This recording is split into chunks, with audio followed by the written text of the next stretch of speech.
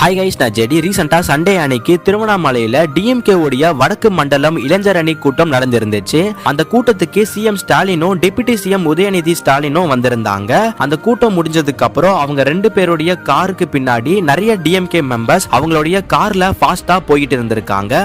அப்போ சடனா அதுல ஒரு கார் ரோட் சைட்ல நின்னுக்கிட்டு இருந்த ஒரு பர்சன் மேல ஃபாஸ்டா இடிச்சிருக்கு. சோ அதனால அந்த பர்சன் இறந்துட்டாரு. உடனே அந்த பர்சனோட ரிலேட்டிவ்ஸ் அண்ட் அங்க இருந்த பொதுமக்கள்லாம் சேர்ந்து ஆக்சிடென்ட் நடந்த பிளேஸ்ல இடிச்சவனை அரெஸ்ட் பண்ண சொல்லி ப்ரோட்டஸ்ட் பண்ணிருக்காங்க. அப்போ இந்த விடியாத டிஎம்கே கவர்மெண்ட் உடைய போலீஸ் தப்பு பண்ணவனை அரெஸ்ட் பண்ணாம ப்ரோட்டஸ்ட் பண்ணிக்கிட்டு இருந்த எல்லாரையும் அடிச்சு அந்த பிளேஸ்ல இருந்து விரட்டி விட்டு இருக்காங்க. இப்ப வரைக்கும் டிஎம்கே கவர்மெண்ட் உடைய போலீஸ் இந்த கேஸ்ல எந்த ஒரு ஆக்ஷனும் எடுத்த மாதிரி தெரியல. இதத்தான் சிஎம் ஸ்டாலின் அங்கிள் எந்த ஒரு கொம்பனாலும் குறை சொல்ல முடியாத ஆச்சுன்னு சொன்னாரு போல. இதே சம்பவம் வேற ஏதாச்சும் ஒரு கட்சி பண்ணிருந்தா உடனே டிஎம்கே உடைய வாடகை வாயிங்க சோசியல் மீடியாவில் வந்து குலைச்சு இருக்கும். பட் இந்த சம்பவத்துல எந்த ஒரு முட்டும் கொடுக்க முடியாததுனால சைலண்டா இப்ப வரைக்கும் வாய மூடிக்கிட்டு இருக்காங்க. சோ இந்த இன்சிடென்ட்டை பத்தி நீங்க என்ன நினைக்கிறீங்கன்றத கமெண்ட்ஸ்ல சொல்லுங்க.